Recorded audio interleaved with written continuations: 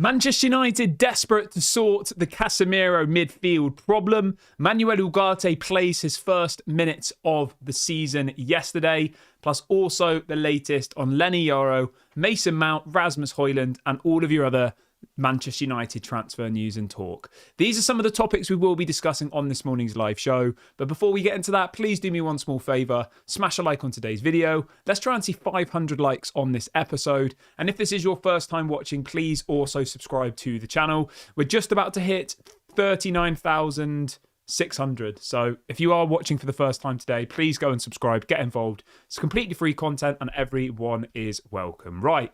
I want to start the show off by talking a bit about Casemiro and reacting to a story that's being covered in the UK media today, quite widely, saying that apparently Manchester United are already looking at replacements for Casemiro in the summer. I mean, let's be honest here, right? We probably should have sold Casemiro in the summer, just gone. But as I've said to you many, many times before, we can want things in this world, but it doesn't mean we're always going to get them. It's easy for me to sit here and say, why did they not sell Casemiro? Well, the answer is simple. There was nobody wanting to buy Casemiro. You can't sell something if there isn't a buyer. Obviously, we thought Casemiro was going to end up in Saudi. That didn't happen. The Saudi clubs seem to have changed their mind. Something about a new president going into the Saudi league.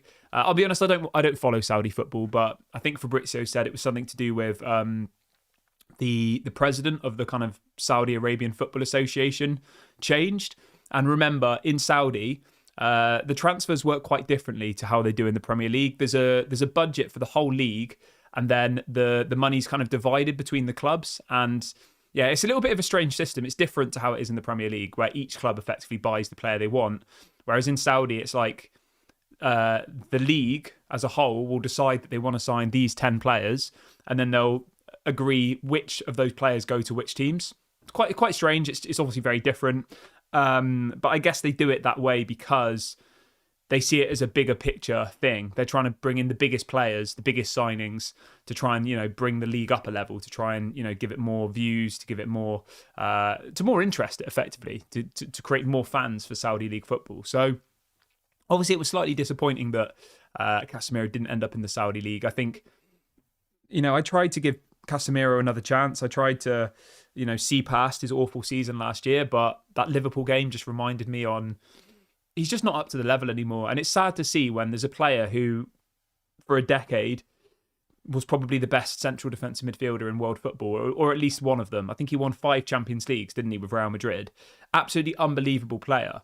And like Manchester United have done many, many times before, we signed him at the end of his career. We signed him in the twilight of his career. We signed him when there wasn't effectively much life left in him. Not obviously in a literal term, but in a footballing term. His football career at the age of 30 was starting to come to an end, and Real Madrid saw that. Real Madrid saw an opportunity, and they got £70 million out of us for a player who they didn't really want to keep, and a player who, if they were going to keep, was demanding a pay rise, which effectively Real Madrid weren't willing to pay. But in relation to the news this morning, let me bring you this is coming out from multiple different people, but the first one is here. It says that apparently Manchester United are now focused on securing a replacement for Casemiro, and this is now being viewed as a priority move for the next transfer window.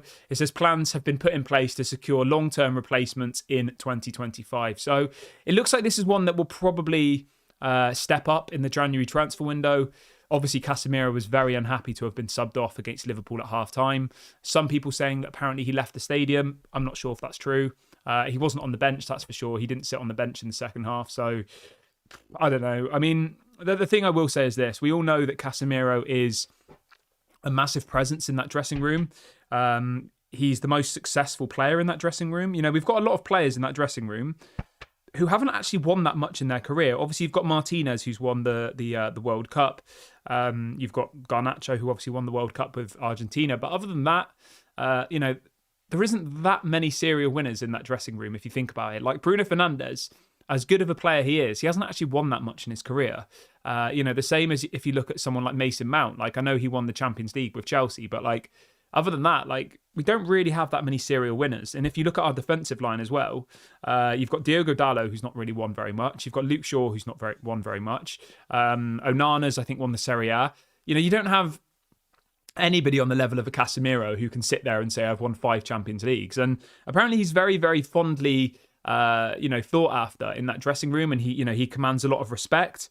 So bringing him off at half time was a very ballsy decision by Erik ten Hag. You can criticize Erik ten Hag all you want, but to bring him off at half time, fair play. Like, it had to happen. Did it change the game? Not really. We still ended up losing, but yeah, it was a decision that had to be made. But apparently, Casemiro hasn't taken that particularly well, which I think is probably to be expected. He's probably looking at the situation and thinking, Erik ten Hag is the manager. Who's he to tell me what to do? And I know it's not really how football should be, but if you look at some of the other top clubs around Europe, right, there's no one in the Man City team who could think they're better than Pep Guardiola. Pep Guardiola is an absolute genius. He's won everything. Whereas you come to Manchester United and you look at, say, Erik ten Hag's like managerial record, and over his career, he's never won a Champions League. He's never won a Europa League or a Conference League. He's won the Dutch Cup twice. Sorry, he's won the Dutch League 3 times, the Dutch Cup twice, the FA Cup and the League Cup. I mean, it's not terrible, but it's not 5 Champions Leagues, is it? So I can understand why this conflict has happened. And I think, to be honest, in the January window, Casemiro will definitely be one who I reckon will probably go. But as I've said to you before, I think our first transfer window was very, very good. I think we did really, really well in that first transfer window. But it's still going to take, for me, 2 or 3 windows to get us in a position where we can kind of compete with the top teams, the Liverpools, the Man Cities, the Arsenals. I think, obviously, there's still a hell of a lot of players who need to be moved on. Obviously, next summer, Maguire will be gone, Lindelof will be gone, Johnny Evans will be gone, Tom Heaton will be gone. There's 4 or 5 players whose contracts expire next summer. And they won't be given new deals. I'd be absolutely stunned if they give Harry Maguire a new contract at the age of 33. I'd be stunned if they gave another player, Christian Eriksen. So like next summer, Harry Maguire contract up, Lindelof contract up, Eriksen, Johnny Evans and Tom Heaton. So there's 5 players there. All of their contracts will be up. Across those 5 players, they're earning about 600-700 grand a week combined. So when you think about that over a whole season, right, it's probably about £40 million worth of wages that will be saved immediately then. And that's when we can really start to rebuild the team. And as I've said, right, teams can't do what Chelsea did anymore, where they spend £500 million in one window. Like, it just doesn't happen anymore. Lumen says, Kieran, should players respect their managers based on their success? I don't know. I think any professional footballer should understand that the manager is the manager. It's the same in any form of life. He's your manager, he's your boss. You should listen to him. But the point I'm trying to make here is you've got Casemiro, who's probably, I don't know what the word is, but he's probably aware that his career is coming to an end, and it must be really difficult for him, to have been at the top of his game for so many years, and for his manager to effectively throw him under the bus and bring him off at half time, which, let's be honest, was the correct decision, must hurt him. It must hurt his ego. It will hurt his brand. I saw after that game, Casemiro's wife or partner put up a picture on her Instagram story of all of his Champions Leagues and stuff. Do you know what I mean? Like, they're clearly not happy about the situation. But at the same time, if you continually put in stinkers, which Casemiro does, then what do you really expect? You could argue, though, some people would say, well, Rashford puts in stinkers and he still keeps getting played. So there is a bit of, one rule for one and one rule for another, which I would agree with. Is there something in Rashford's contract that says he has to play? Maybe, we don't know. It does seem a little bit strange, though, that, Casemiro gets brought off and then Rashford will stay on the pitch for 90 minutes. But my answer to that is, I think Rashford is a moments player.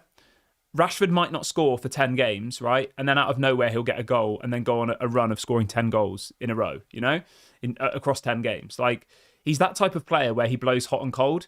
Like, Rashford might score 2 against Southampton and then he might go on a crazy run. And that's not unrealistic. Whereas I think that Casemiro has just been consistently bad for about 12 months, I guess you could argue Rashford has as well. But the point I'm making is, I think Erik ten Hag and Ineos, when you look back over a track record, they can see that once you get Marcus Rashford playing, once he gets a bit of confidence and once he gets that first goal, he'll probably go on a run, I think.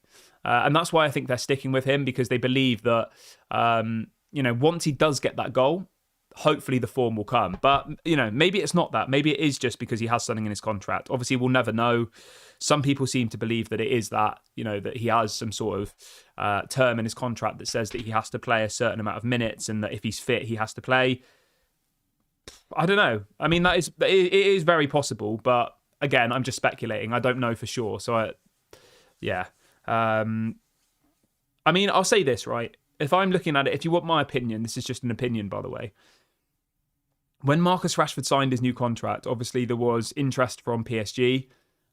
He had 1 year left on his contract. He'd just come off the back of his best ever goal scoring season. Maybe they did include something in his contract because at that point they'd have no reason not to include it. If he's just scored 30 goals across all competitions, he's got 1 year left on his deal and he's in talks with PSG.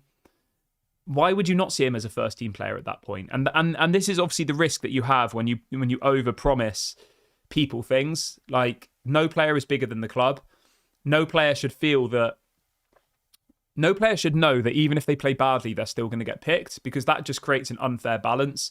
It will upset the other players.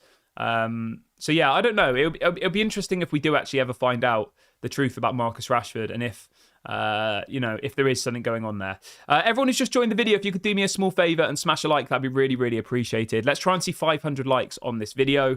And if this is your first time watching, please also subscribe to the channel. We're just about to hit 39,600 subscribers, so please go and subscribe if you haven't already. Make sure you get involved. Everyone is welcome. Jackie says the new contract spoiled Marcus Rashford. I'd probably agree with you, to be honest. We gave him ridiculous wages. We gave him a 4 or 5 year deal. Yeah. What else have we got in the chat? Casper says, once Rashford gets the goals, Manchester United will be out of the top 4 by then. I don't agree with you there, mate, to be honest. I think, obviously, you're entitled to your opinion. That's obviously completely fine, but I honestly think that Marcus Rashford is a hot and cold type player. And I think that once he gets his goal, he'll go on a run. And I'm confident that against Southampton, which are a team we should be beating, Marcus Rashford gets his goal and then he gets some confidence and he starts scoring some goals. And then I think the mood will change really, really quickly, So I'm sticking with Marcus Rashford for now. I'm backing him. He's a Manchester United player. He's on massive wages. You can't just be like, right, get rid of him, because no one wants to buy him. So we have to try and make the situation work. But yeah, I do wonder whether there is something in his contract. I don't know the answer to it, but it is a conversation that I've heard a lot of people having, because he'll continually play bad and keeps getting picked. And the only logical reason I can see for it is, one, that there's something in his contract, or two, Erik ten Hag knows that once he gets that one goal, he will start performing. And I honestly do believe that. Go and look over Marcus Rashford's previous history. He'll go 10 games without scoring a goal. He'll get his goal, and then suddenly he'll go on a run. So I think they're kind of just holding on to that blind faith that, once he scores, everything will be all right. But the question is, when will he score? So yeah, but the thing is, right, the transfer window's closed now. Spreading negativity and toxicity about certain players doesn't really get us anywhere. We need to back our team. We need to back the manager. We need to back the players. You can only look at the next game. Let's hope that Rashford gets a goal against Southampton. Let's hope that Erik ten Hag's tactics are good against Southampton. Let's hope that we win against Southampton. That's how we have to look at it, right? Because, trying to say that Rashford isn't good enough now, it's not really going to get us anywhere, is it? To be honest. Like, I know obviously people are frustrated. I know people want to voice their opinions, which is obviously perfectly fine. But, at the moment, we don't have any other options really in that position. Anthony's clearly not good enough. And the only other players we've got are Garnacho, who I like, and Ahmad, who I like. But we can't have them playing every single minute of every single game. Like, you need to rotate. But yeah, let's move on from that. Let's move on to something a little bit more positive, because Manuel Ugarte played his first minutes of the season last night. He played, I think, 80 minutes for Uruguay against Paraguay last night. I think it was just a friendly. Was it a Copa America qualifier? I'm not entirely sure, but he played 80 minutes, which is great. I went back and watched the clips this morning. He did look a little bit sluggish, to be honest with you. There was people this morning saying, Eric Ten Hag doesn't know what he's doing. He said he's not available to start, but he played against Paraguay. It's a completely different level. I'm sorry. Playing against Paraguay versus playing against Liverpool in the Premier League, if anybody genuinely thinks that's the same level, then I don't really know what to say to you, to be honest, because is there anybody in this chat who could name me a single player from the Paraguay squad without going on Google? I mean, even if you go on Transfer Market, right, which is a database of players, it doesn't even have the Paraguay squad on there. No disrespect to Paraguay, but people who genuinely think that, Paraguay are on the same level as Liverpool and that, it's stupid that Eric Ten Hag didn't play him against Liverpool. Come on. Really? I'm just having a look. So, they've got that Enciso guy, to be fair, who plays for Brighton. I know him. They've got Miguel Almiron. They've got a couple of players, but still, it's not on the level of a Liverpool, is it? Anyway, Manuel Ugarte played 80 minutes last night for Uruguay. Apparently, he's going to be playing again on Tuesday. He looked decent. Somebody's saying, what's their ranking? So Paraguay's ranking in world football is number 62. So they're the 62nd best international team. You've got Ukraine above them. You've got Australia above them. You've got Iran. They're pretty low down. Around them, you've got Ghana, Albania, Jordan, Georgia, North Macedonia, Northern Ireland, Uzbekistan, Congo, Jamaica. They're not a particularly good national team, let's be honest. They're not. Where are Uruguay ranked? Let's have a look. That'd be interesting. I assume they're pretty high up. Yeah, Uruguay are ranked 11th in the world. Paraguay are ranked 62nd in the world. Let's hope that we get to see him against Southampton. Let's hope. I need to have a little sip of my tea.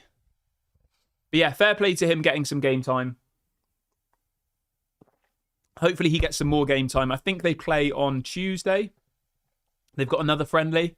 So let's hope we see some more of Manuel Ugarte. But from what I saw of him yesterday, he does look a little bit sluggish. He doesn't look 100% yet. God, there's so many international breaks, isn't there? So the next international break is on the 11th of October. I'm going to be honest, right? I absolutely hate international football. I find it so boring. I was just getting started into the Premier League, right? Yes, our results have been bad, but, I was starting to get excited. And then suddenly it's like, we've got a pointless international break. When's the next England ones?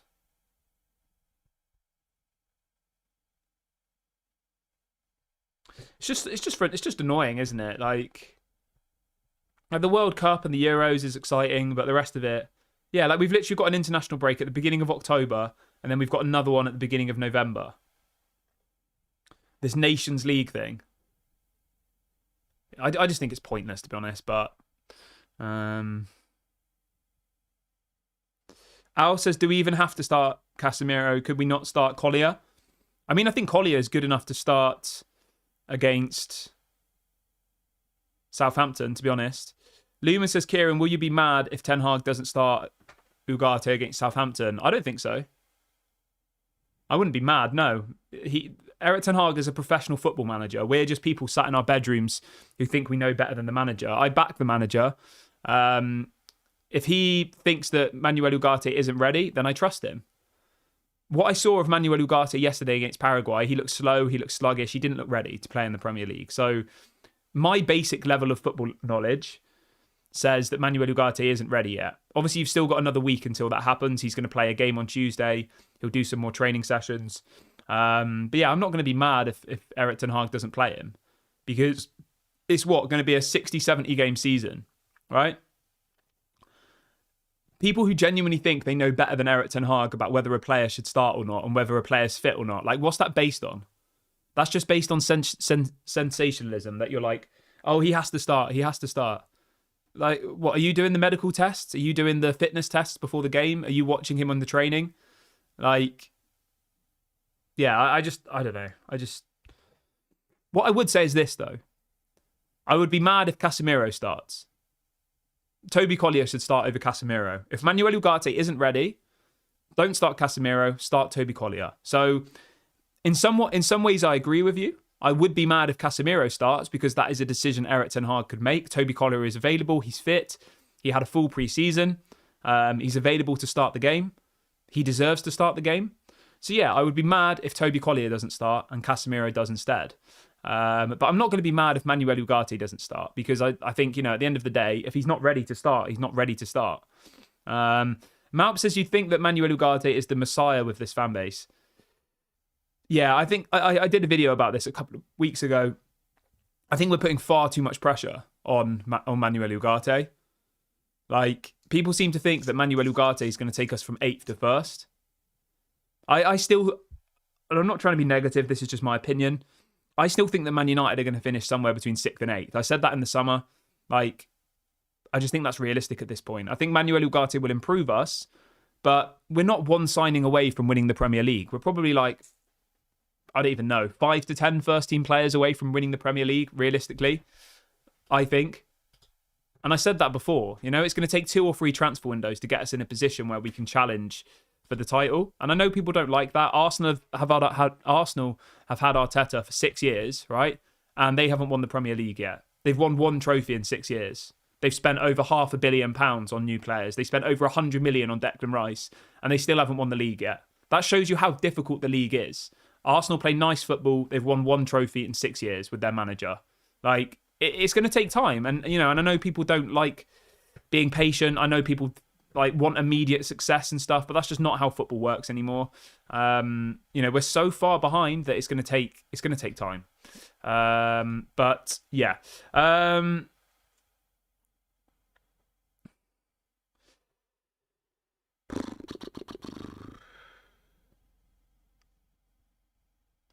Digital Sports Update says, I watched Manuel Ugarte last night against Paraguay. He is not fully fit. I agree with you, Kieran. Toby Collier should start. Yeah, I think so. I think that's sensible. I mean, literally, we play Southampton a week from today at 12:30. And if he looks sluggish against Paraguay, who are the 62nd best international team in the world, how do we expect him in 1 week's time to be playing in the Premier League? I just don't think it's realistic. But you never know. Maybe he does come through. But yeah, my preference would be this. We really, really need to see Toby Collier in that game. Or even Mason Mount's injured, isn't he? I would even go for, if Toby Collier is not available, I would do Eriksen, Bruno, and what's he called? Mainu, maybe. I'd probably do those 3, even. Because you'd expect against Southampton, we should be able to attack them a little bit more, shouldn't we? But yeah, I'm going to wrap the video up here, guys. Thank you very much for watching. I hope you all have a lovely day. Please make sure to leave a like before you go. Subscribe to the channel if you are new. This has been Daily Red Devil. I'll catch you all on the next one. Bye for now.